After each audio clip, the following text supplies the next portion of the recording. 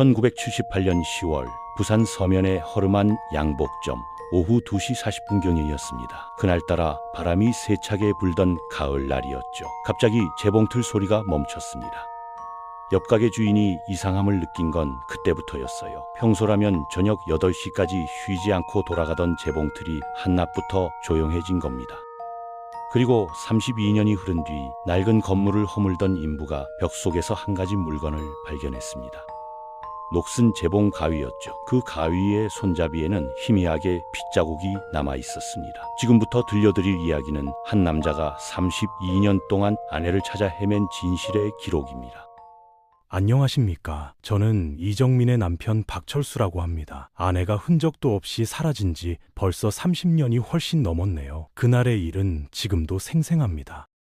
1978년 10월 12일 목요일, 날씨가 쌀쌀했던 날이었어요. 아내 정민이는 아침 일찍 양복점으로 나갔습니다. 부산 서면 중앙시장 뒤편에 있던 작은 가게였어요. 간판에는 명성 양복점이라고 적혀 있었죠. 정민이가 4년째 혼자 운영하던 가게였습니다. 그날 아침 정민이는 유난히 말이 없었어요. 뭔가 걱정거리가 있는 듯 했지만 물어보진 않았습니다. 제가 조선소에서 일하느라 늘 피곤했거든요. 지금 생각하면 그때 물어봤어야 했는데 말이에요. 정민이는 검정색 치마에 흰 블라우스를 입고 나갔습니다. 목에는 작은 금반지를 목걸이로 만들어 걸고 있었어요. 제가 결혼 1주년 때 선물한 거였죠. 손목에는 은색 작은 시계를 차고 있었는데 저렴한 거였지만 정민이가 아끼던 물건이었어요. 양복점은 우리 집에서 버스로 20분 거리였어요. 정민이는 매일 아침 7시 30분 버스를 탔습니다. 그리고 저녁 7시쯤 돌아오는 게 일상이었죠. 점심때쯤이었나 봐요. 정민이 가게에 중년 남자 한 명이 찾아왔다더군요. 나중에 옆 가게 아주머니가 말씀해 주신 겁니다. 양복 수선 좀 부탁한다면서 들어갔다고 하시더라고요. 그 남자는 키가 크고 말수가 적었대요. 담배 냄새가 심하게 났다고도 했어요.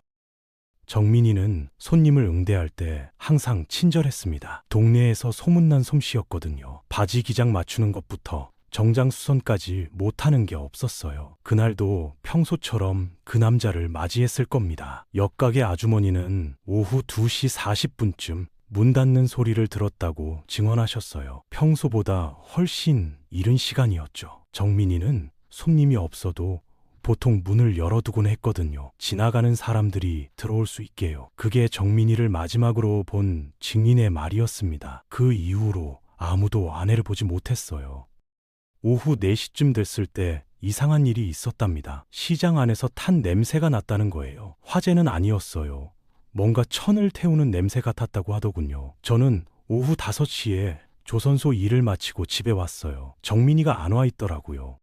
처음엔 손님이 늦게 찾아온 줄 알았습니다. 6시가 넘어도 오지 않길래 양복점으로 가봤어요. 문이 잠겨 있었습니다. 유리창으로 안을 들여다보니 불은 켜져 있는데 사람은 없었어요. 예비 열쇠를 가지러 집에 다녀와서 문을 열었습니다. 재봉틀 위에 천조각이 놓여 있었어요. 누군가 작업하다 만 것처럼요. 다리미는 아직 따뜻했습니다. 손을 대보니 열기가 남아 있었거든요. 얼마 전까지 사용했다는 증거였죠.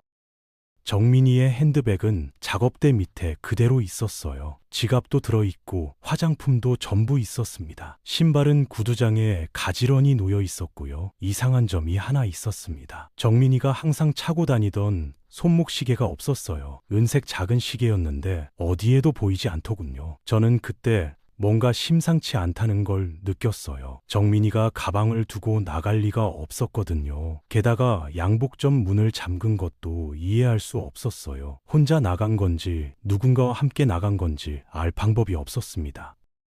석양이 창문으로 비쳐 들어왔어요. 재봉틀 위에 먼지가 햇빛에 반짝이고 있었습니다. 공기 중엔 천 태우는 냄새가 희미하게 섞여 있었어요. 그 냄새를 맡는 순간 등골이 오싹했습니다. 저는 곧장 경찰서로 달려갔어요. 신고를 하려고요. 담당 경찰은 하루만 더 기다려보라고 했습니다. 성인이 하루 정도 연락 없을 수 있다면서요. 하지만 저는 알고 있었어요. 정민이는 그럴 사람이 아니라는 걸요. 15년을 부부로 살면서 단 한 번도 무단으로 외박한 적이 없었거든요. 분명히 무슨 일이 생긴 겁니다.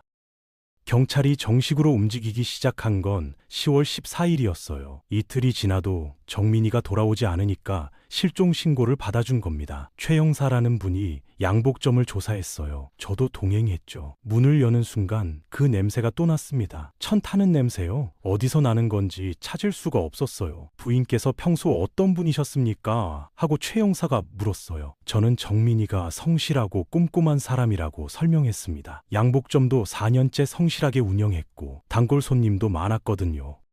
형사는 가게 구석구석을 살폈어요. 재봉 가위를 집어들더니 이상하네요. 라고 했어요. 가위가 2개인데 하나는 날이 무뎌져 있고 하나는 새 것 같아요. 저도 확인해 봤는데 정말 그랬어요. 평소 쓰던 가위는 어디 갔을까요? 전기기사를 불러 점검을 받았습니다. 배선은 이상 없다고 하더군요. 다만 다리미 코드 부분에 미세한 그을음이 있었어요. 플러그 접점도 조금 헐거워 보였고요. 과열됐을 가능성이 있다고 했습니다. 최 형사는 주변 상인들을 만나 이야기를 들었어요. 아래층 생선가게 주인은 오후에 남자 목소리가 들렸다고 했어요. 무슨 얘기인지는 몰랐지만 큰 소리는 아니었다고 하더군요. 옆 가게 잡화점 주인은 2시 40분쯤 양복점 문 여닫는 소리를 들었다고 증언했습니다. 그리고 오후 늦게 복도에서 이상한 냄새가 났다고도 했어요. 저는 그날 밤 양복점에 남았어요. 혹시라도 정민이가 돌아올까 싶어서요. 재봉틀 옆에 앉아 기다렸죠. 정민이가 항상 앉던 자리였습니다. 새벽 1시쯤 되니 무서워지기 시작했어요. 양복점은 너무 조용했고 가끔 바람에 간판이 흔들리는 소리만 들렸습니다. 거울에 비친 제 얼굴이 낯설게 느껴졌어요. 정민이의 작업 도구들을 하나씩 만져봤습니다. 재봉, 가위, 줄자, 초크, 실패들이 모두 제자리에 있었어요. 평소 정민이가 정리해둔 그대로였죠. 하지만 뭔가 어긋나 있는 느낌이었어요. 작업대 위에 놓인 정민이의 립스틱을 집어들었어요. 평소 즐겨 쓰던 연한 핑크색이었죠. 뚜껑을 열어보니 많이 사용한 흔적이 역력했어요. 마지막으로 언제 발랐을까 생각하니 가슴이 먹먹해졌습니다. 찻잔 2개가 싱크대에 있었어요. 하나에는 정민이의 립스틱 자국이 선명했고 다른 하나는 깨끗했어요. 그 남자는 차를 마시지 않았나 봅니다. 작업 의자에 앉아 거울을 봤어요. 정민이가 매일 이 자리에서 손님들 옷을 수선했겠구나 싶었습니다. 거울 귀퉁이에 정민이가 붙여둔 사진이 있었어요. 우리 아들 준호 사진이었습니다. 그 사진을 보는 순간 눈물이 났어요. 준호는 고등학교 2학년이었는데 기숙사에서 생활하고 있었거든요. 아직 아들한테는 말하지 않았어요. 걱정시키기 싫어서요.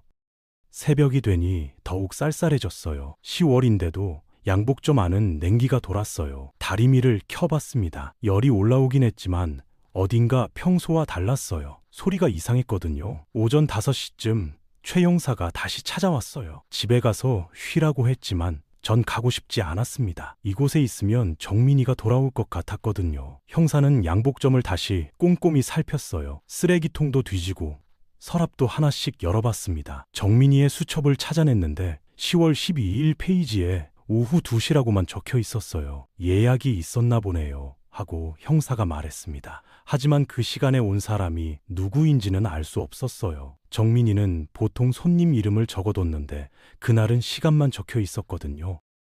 점심때쯤 아들 준호가 급히 왔어요. 선생님이 연락하셨다고 하더군요. 아버지, 어머니 어디 가셨어요? 라고 물으며 울먹였습니다. 저도 모르게 눈물이 났어요. 그날 저녁 정민이 동생 정수기도 왔어요. 언니가 그럴 리 없다면서 계속 울었습니다. 정수기는 정민이와 각별히 가까웠거든요. 매달 2-3번은 만나서 수다를 떨곤 했어요. 경찰은 정민이의 통장을 조사를 했어요. 특별한 이상은 없었지만 며칠 전에 300만 원을 인출한 기록이 있었습니다. 저는 그 사실을 몰랐어요. 정민이가 왜 그 돈을 뺐는지 알 수 없었어요. 그날 밤 집에 왔는데 잠이 오지 않았습니다. 정민이 없는 집은 너무 텅 비어 있었어요. 평소 정민이가 설거지하는 소리, 라디오 틀어놓고 바느질하는 모습이 그리웠습니다. 10월 17일부터 수사 방향이 바뀌었어요. 최 형사가 저를 경찰서로 불렀습니다. 좀 더 상세히 얘기를 들어야겠다면서요. 조사실에 앉으니 분위기가 달랐어요. 참고인이 아니라 용의자 대하듯이 하는 느낌이었죠. 부인과 평소 사이는 어땠습니까? 하고 녹음기를 켰어요. 저는 솔직하게 대답했습니다. 좋았어요. 15년 동안 큰 마찰 없이 살았습니다. 하지만 형사 표정은 믿지 않는 듯 했어요. 뭔가 더 알고 있다는 표정이었습니다.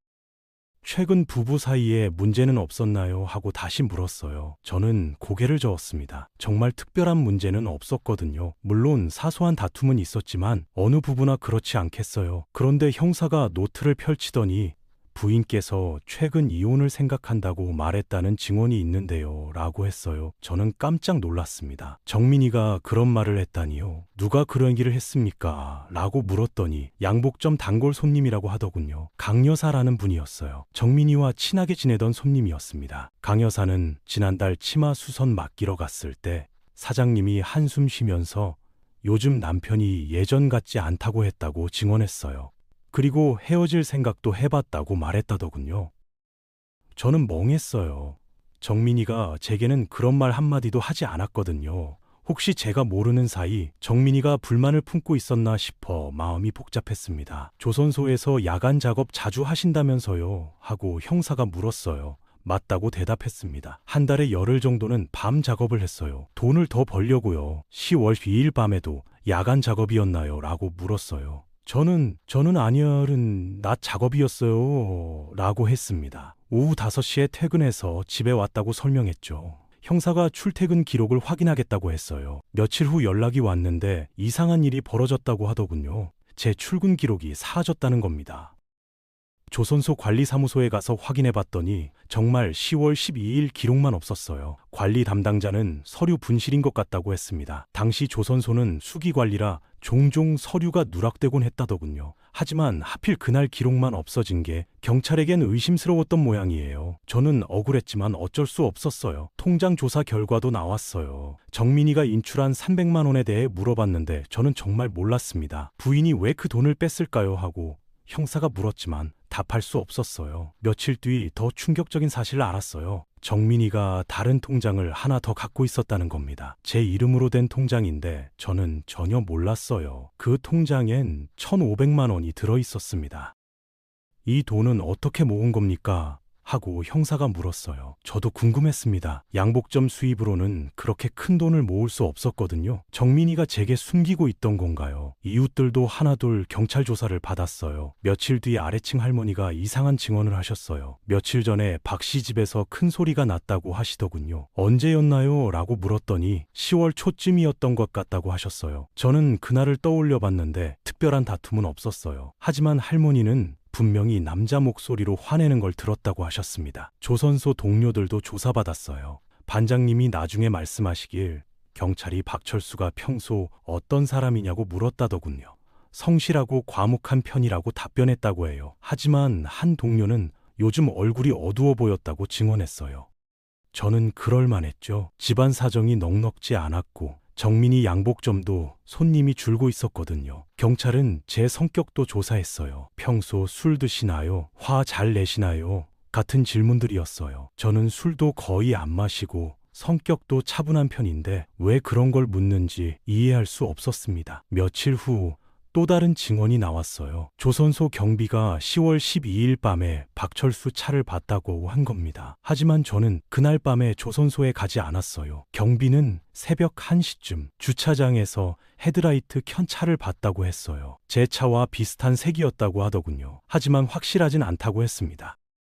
저는 점점 숨이 막히는 기분이었어요. 아내는 사라지고 경찰은 저를 의심하고 이웃들은 수군거렸습니다. 15년간 성실하게 살아온 제 인생이 하루아침에 무너지는 것 같았어요. 밤마다 잠들 수 없었습니다. 정민이가 정말 이혼을 생각했을까 하는 생각에 괴로웠어요. 제가 그렇게 나쁜 남편이었나 싶어 자책했습니다. 하지만 정민이는 제게 아무 말도 하지 않았어요. 10월 23일에 김미선이 경찰서에 나타났어요. 정민이 양복점에서 일하던 보조였습니다. 21살 어린 나이였는데 떨리는 목소리로 중요한 증언을 했어요. 사장님이 요즘 이상했어요. 라고 미선이가 말했습니다. 누군가한테 협박 전화를 받고 있었거든요. 최 형사가 자세히 얘기해보라고 했죠. 미선이는 열흘 전부터 정민이가 전화 받을 때마다 얼굴이 굳어졌다고 했어요. 목소리 낮은 남자였어요. 옛날 일 잊지 마, 빚은 그대로니까 라고 했어요. 저는 깜짝 놀랐습니다. 정민이가 누구에게 빚을 진 걸까요? 저는 그런 사실을 전혀 몰랐거든요. 정민이가 제게 숨기고 있던 일이 또 있었나 봅니다. 전화번호는 기억 안 나나 하고 형사가 물었지만 미선이는 모른다고 했어요. 다만 사장님이 전화 받고 나면 한동안 멍하니 있었다고 증언했습니다. 미선이가 더 놀라운 얘기를 했어요. 사흘 전에 사장님이 뒤뜰에서 뭔가를 태웠어요. 오래된 종이더미였는데 계산서 같았어요. 정민이가 왜 계산서를 태웠을까요? 무슨 계산서였나요? 라고 물었더니 잘 안 보였는데 숫자가 많이 적힌 종이들이었어요. 라고 했습니다. 혹시 빚과 관련된 문서였을까요? 미선이는 또 다른 이상한 점도 말했어요.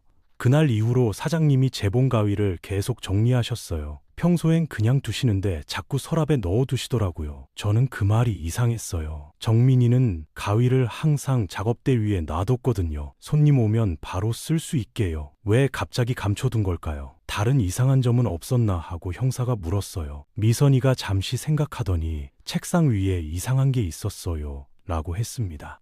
실밥 대신 검은 비닐 조각이 있었어요. 길쭉하게 잘린 것 같았는데 뭔지 모르겠어요. 미선이의 증언을 듣고 나니 더욱 미스터리했어요. 그날 오후 양복점을 다시 수색했습니다. 뒷뜰을 뒤져보니 제가 있었어요. 하지만 너무 많이 타서 뭘 태운 건지 알 수 없었습니다. 작업대 서랍을 열어보니 가위가 깨끗이 정리돼 있었어요. 평소 정민이 스타일과 달랐습니다. 뭔가 급히 정리한 것 같았어요. 책상 구석에서 검은 비닐 조각을 발견했어요. 미선이가 말한 그거였습니다. 얇고 길게 잘린 모양이었는데 전선 피복 같아 보였어요. 전기기사를 다시 불러 확인해봤습니다. 이건 전선 감싸는 비닐이에요. 낡은 전선에서 벗겨진 것 같네요. 라고 했습니다. 왜 양복점에 전선 피복이 있었을까요? 며칠 후 또 다른 증인이 나타났어요. 정민이의 단골 손님인 아주머니였습니다. 사장님이 지난주에 이상한 말을 했어요. 라고 증언했어요. 요즘 무서운 꿈을 꾼다고 하시더라고요. 누군가 저를 쫓아오는 꿈이라면서요. 그 아주머니는 그때 정민이가 많이 불안해 보였다고 했습니다. 옆 건물 전기상 주인도 경찰서에 왔어요. 며칠 전 정민 씨가 찾아왔었어요. 전선이 낡았는지 확인해 달라고 하더라고요. 언제였나요? 라고 물었더니 9월 말쯤이었던 것 같아요. 라고 했습니다. 정민이가 왜 갑자기 전선을 점검하려 했을까요?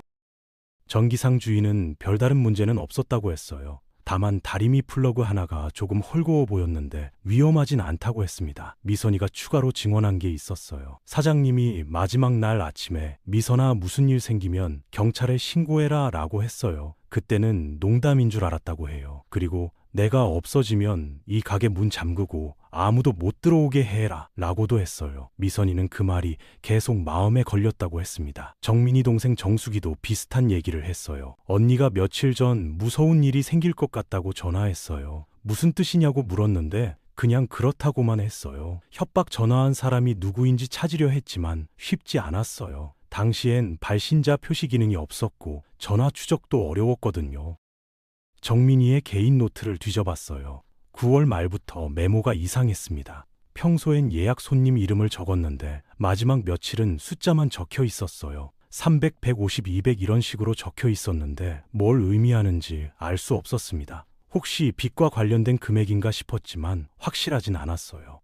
미선이는 마지막으로 이런 얘기를 했어요. 10월 12일 아침에 사장님이 오늘은 일찍 끝날 것 같다고 했어요. 무슨 뜻이냐고 물었는데 그냥이라고 했어요. 그리고 점심때쯤 오라고 했는데 갔더니 이미 문이 잠겨 있었어요. 라고 증언했습니다. 정민이는 미선이에게도 아무 말 없이 사라진 겁니다.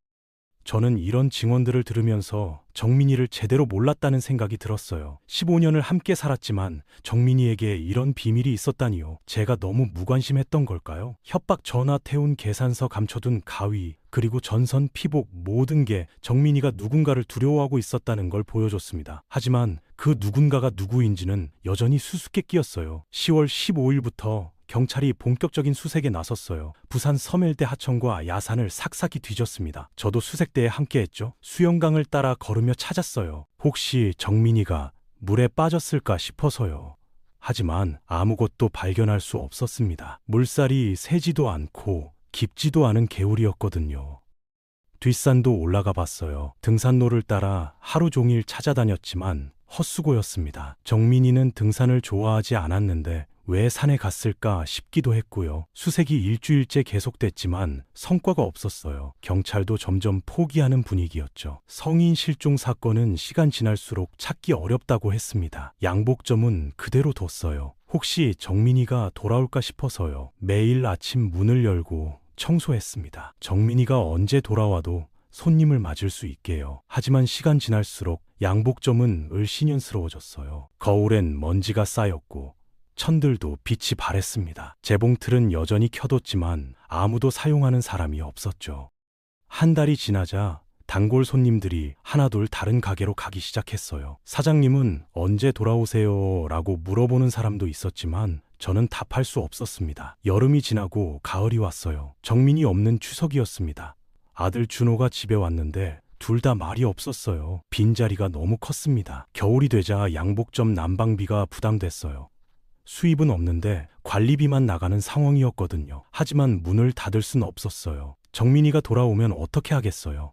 1979년 새해가 밝았어요. 정민이가 사라진 지 석 달이 됐습니다. 경찰은 미제 사건으로 분류했어요. 새로운 단서가 나오지 않는 한 적극적 수사는 어렵다고 했습니다.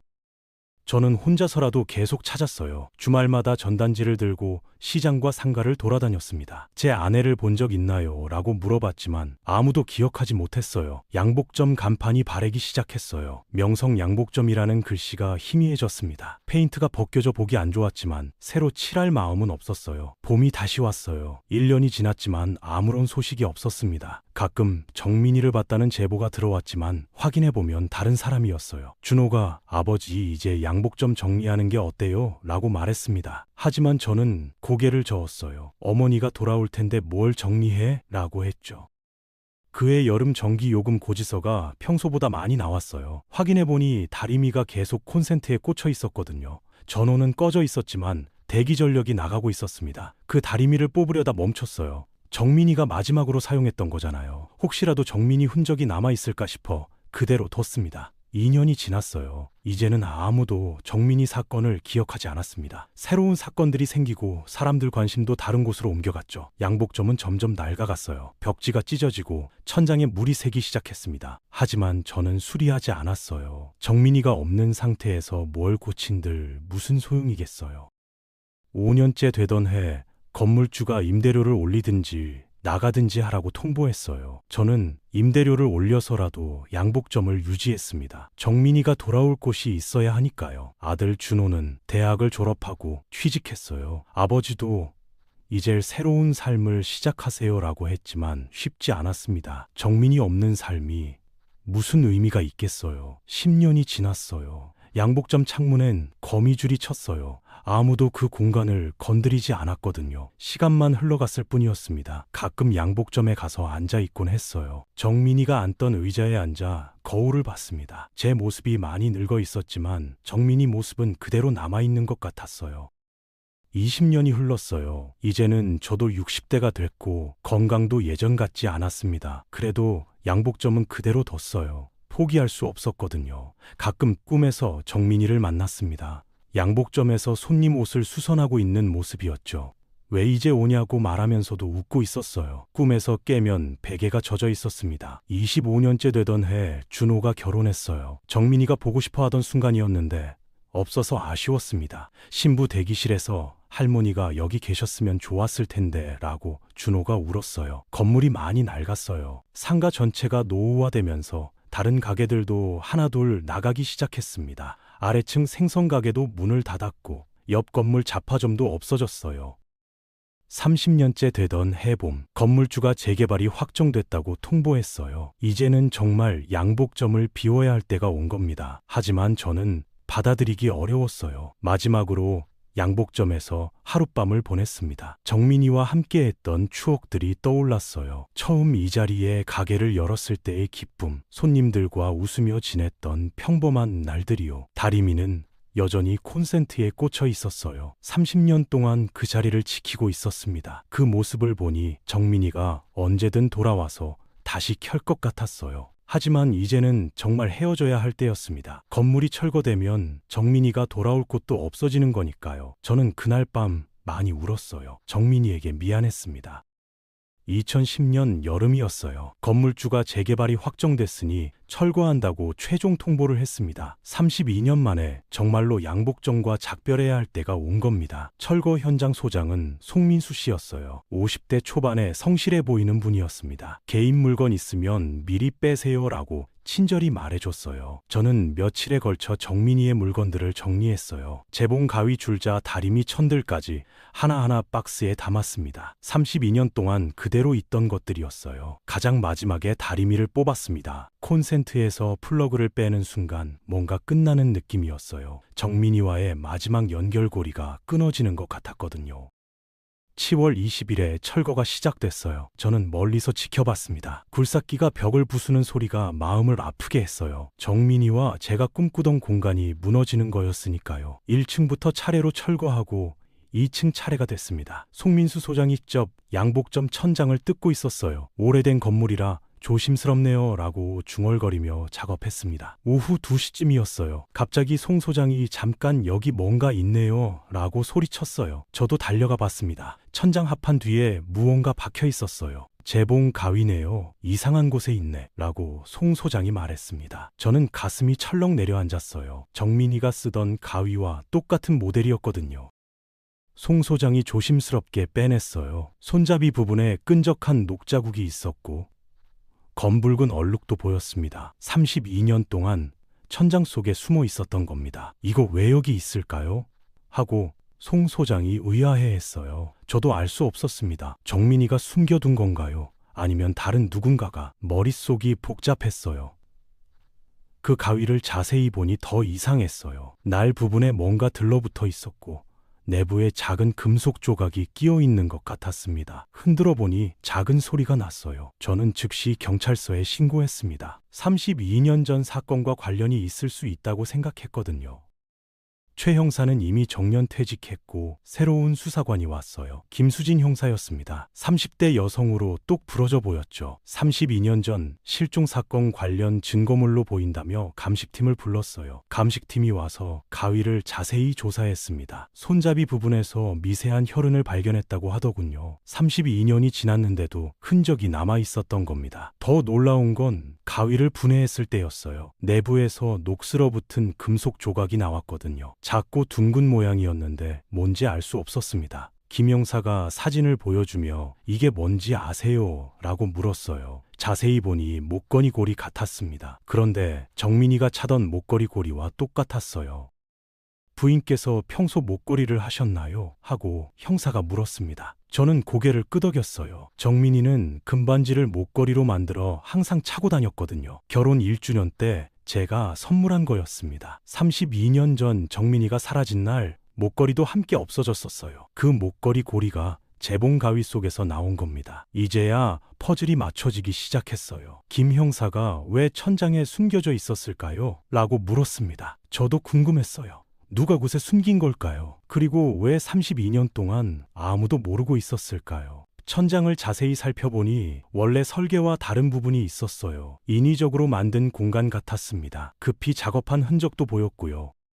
언제쯤 만들어진 공간인지 확인해 보겠다고 김 형사가 말했어요. 건축 전문가를 불러 조사했는데 1978년경에 만들어진 것 같다고 하더군요. 바로 정민이가 사라진 시기였습니다. 누군가 그때 급히 재봉 가위를 숨긴 겁니다. 하지만 누가 그랬을까요? 그리고 왜 숨긴 걸까요? 감식 결과 나오는데 며칠 걸렸어요. 저는 그동안 잠을 잘 수 없었습니다. 32년 만에 나타난 단서가 무엇을 의미하는지 알고 싶었거든요. DNA 검사 결과가 나왔어요. 감식팀은 제 아들 준호의 혈액을 채취해 대조했고 손잡이의 혈흔은 목의 일치 소견을 보였습니다. 정말 정민이의 피였던 겁니다. 김 형사가 이제 사건을 재수사해야겠다고 말했어요. 32년 전 수사 기록을 다시 꺼내왔어요. 두꺼운 파일이었는데 대부분 미해결로 끝난 조사들이었습니다. 하지만 이제는 중요한 물증이 생긴 겁니다. 김 형사가 당시 용의자들을 다시 조사해야겠다고 했어요. 32년이 지났지만 아직 살아있는 사람들이 있을 거라고 했습니다. 저는 복잡한 심정이었어요. 한편으론 진실을 알 수 있을 것 같아 기대됐지만 다른 한편으론 무서웠습니다. 32년 동안 몰랐던 진실이 얼마나 충격적일지 모르니까요. 송민수 소장도 놀라워했어요. 20년 넘게 철거 일했는데 이런 경우는 처음이에요. 라고 했습니다. 보통은 돈이나 귀금속을 숨기는데 재봉 가위를 숨긴 건 이상하네요.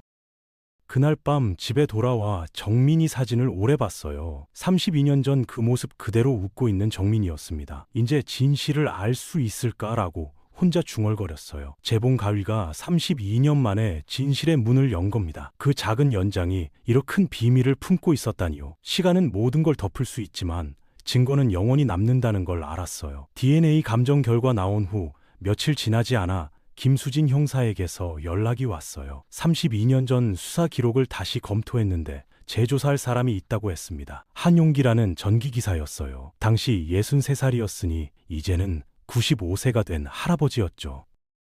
32년 전 양복점 전기공사를 담당했던 사람이라고 하더군요. 김 형사가 당시에도 용의자 중 한 명이었는데 확실한 증거가 없어 넘어간 사람이에요. 라고 설명했습니다. 이제는 상황이 다르다면서 소환하겠다고 했어요. 한용기 씨는 부산 근처 요양원에 있었어요. 치매 증상이 있지만 대화는 가능하다고 했습니다. 김 형사와 함께 요양원으로 갔어요. 한 씨를 보는 순간 뭔가 익숙했어요. 32년 전에도 봤을 텐데 기억이 나지 않았거든요. 하지만 그 할아버지는 저를 보더니 표정이 굳어졌습니다. 1978년 10월에 명성양복점 전기공사를 하셨나요? 하고 김 형사가 물었어요.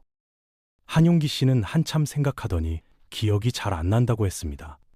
하지만 김 형사가 증거를 제시하자 달라졌어요. 당신 수첩에 10월 12일 2층 양복점 배선 점검이라고 적혀 있어요. 라고 했더니 당황하는 기색이 역력했습니다. 그날은 공사가 없었다고 32년 전에 진술하셨는데요. 라고 형사가 압박했어요. 한용기 씨는 손을 떨며 기억이 혼란스럽다고만 반복했습니다. 그때 간병인이 할아버지가 요즘 밤마다 악몽을 꾸세요. 라고 말했어요. 누군가 이름을 부르면서 미안하다고 계속 중얼거리세요? 김 형사가 누구 이름을 부르세요? 라고 물었더니 정민이라는 이름을 자주 말씀하세요. 라고 했습니다. 저는 그 말을 듣고 소름이 돋았어요.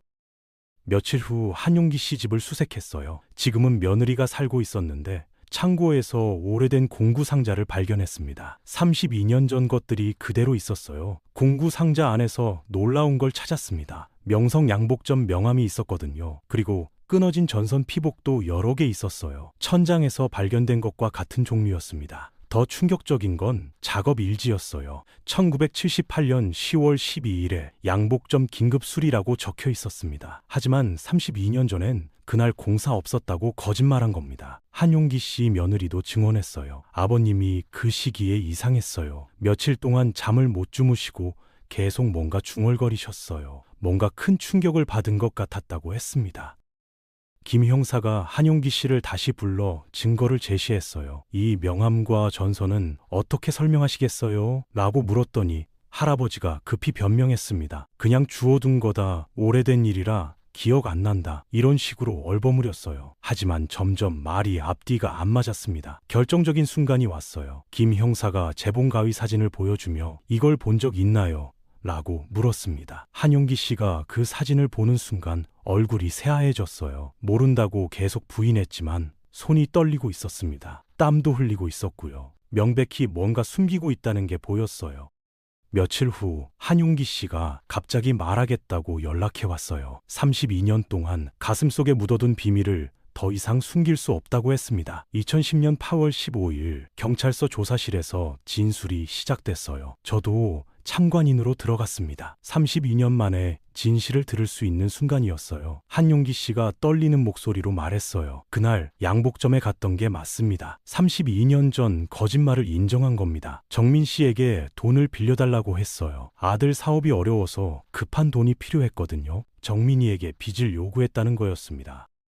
처음엔 잘 대화했어요. 하지만 정민 씨가 지금은 돈이 없다고 하니까 화가 났어요. 그때부터 상황이 나빠진 거라고 했습니다. 계속 졸라 내일까지라도 구해달라고 했는데 정민 씨가 안 된다고 단호하게 말했어요. 대화가 격해지기 시작했다고 했습니다. 그때 재봉 가위를 들고 돈 안 주면 어떻게 될지 알아라고 위협했어요. 한용기 씨가 재봉 가위로 정민이를 협박한 겁니다. 저는 그 얘기를 듣고 분노가 치밀었어요. 제 아내를 그렇게 위협했다니요. 하지만 더 충격적인 얘기가 남아 있었어요. 정민 씨가 도망가려고 하는데 다리미 전선이 갑자기 스파크를 일으켰어요. 전기 합선이 일어난 거라고 했습니다. 그 바람에 정민 씨가 감전되고 쓰러졌어요. 저도 놀라서 어쩔 줄 몰랐어요. 사고였다고 주장했지만 위협하다 생긴 일이었습니다. 병원에 데려가려 했는데 이미 숨이 끊어져 있었어요. 너무 놀라서 정신이 하나도 없었어요. 정민이가 그렇게 세상을 떠난 겁니다. 저는 조사실에서 울음을 터뜨렸어요. 32년 동안 기다렸는데 이런 끔찍한 진실이었다니요. 정민이가 얼마나 무서웠을까 생각하니 마음이 찢어지는 것 같았습니다. 그 다음에 어떻게 하셨나요? 하고 김 형사가 물었어요. 한용기 씨는 고개를 숙이고 계속 진술했습니다. 패닉 상태에서 시신을 옥상 물탱크 뒤에 숨겼어요. 그리고 재봉 가위는 천장에 감췄어요. 증거를 숨기려 한 겁니다. 다음날 새벽 공장 폐기물 차량에 시신을 실었어요. 그때 폐기물 처리 일도 하고 있었거든요. 32년 동안 시신이 발견되지 않은 이유였습니다. 한용기 씨는 마지막으로 다리미로 냄새를 지워보려 했다고 말했어요. 다리미 열로 모든 흔적을 없애려 했다는 겁니다. 32년 만에 드러난 진실이었어요. 하지만 제게는 너무 늦은 진실이었습니다. 정민이는 이미 돌아올 수 없었고 저는 32년을 혼자 살아야 했거든요. 한용기 씨는 2010년 9월 불구속 상태로 조사를 받았습니다. 하지만 1978년에 발생한 사건은 이미 공소시효가 만료되어 공소권 없음으로 종결됐습니다. 당시 살인죄 공소시효는 15년이었고 2007년 25년으로 연장됐지만 한용기 씨 사건은 1993년에 이미 시효가 완성된 상태였거든요. 그는 자백과 물증 앞에서 고개를 숙였고 국과수 소견으로 사실관계만 확인됐을 뿐입니다. 32년 만에 밝혀진 진실이었지만 복잡한 심정이었어요. 한편으론 정민이에게 무슨 일이 일어났는지 알게 돼서 다행이었지만 다른 한편으론 너무 허무했습니다. 돈 때문에 목숨을 잃다니요. 그것도 제가 아내를 제대로 보호하지 못했기 때문이었어요. 정민이가 혼자 그런 위협을 받고 있었는데 저는 전혀 몰랐거든요. 아들 준호가 아버지 이제라도 진실을 알게 돼서 다행이에요 라고 위로했습니다. 하지만 저는 쉽게 받아들이기 어려웠어요. 32년이라는 시간을 어떻게 되돌릴 수 있겠어요. 정민이의 시신은 끝내 찾을 수 없었어요. 한용기 씨가 폐기물과 함께 소각됐을 것이라고 했거든요. 장례도 제대로 치르지 못한 채 정민이는 영원히 떠난 겁니다.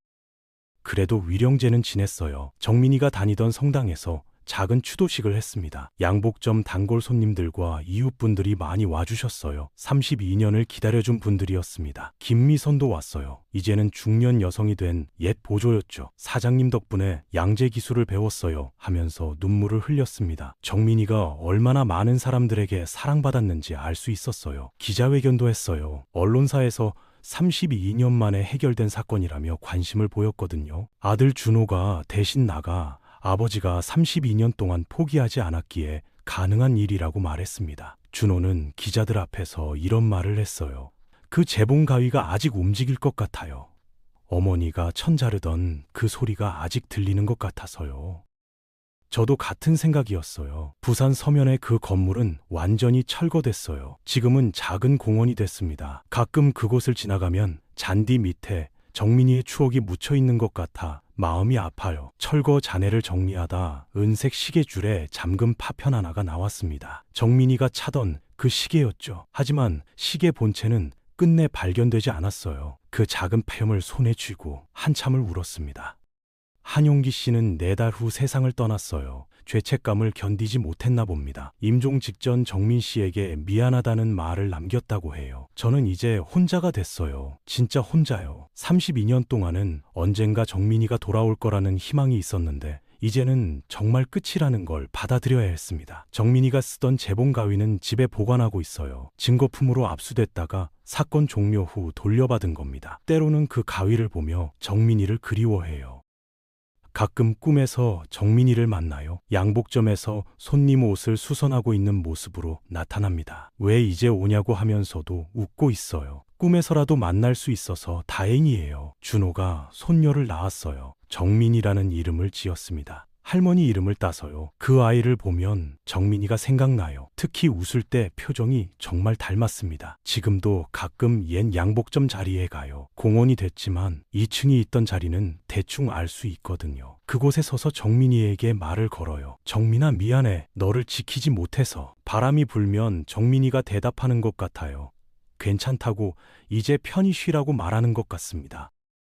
32년이라는 긴 시간이 흘렀지만 정민이에 대한 그리움은 줄어들지 않아요. 오히려 진실을 알고 나서 더 보고 싶어졌습니다. 마지막 순간 얼마나 무서웠을까 생각하면 가슴이 아파요. 하지만 이제는 평화로워진 것 같아요. 정민이도 어디선가 편히 쉬고 있을 겁니다. 더 이상 누군가의 위협을 받지 않는 곳에서 말이에요. 그 작은 재봉 가위 하나가 32년의 침묵을 뚫고 진실을 말해준 겁니다. 시간은 냄새를 지울 수 있어도 흔적은 남는다는 걸 배웠어요. 사랑하는 사람을 마음은 절대 식지 않거든요. 양복점의 작은 재봉 가위가 마지막까지 정민이를 기억해 준 겁니다. 32년 동안 천장 속에서 혼자 기다리면서 언젠가는 진실이 밝혀질 거라고 믿어둔 거죠.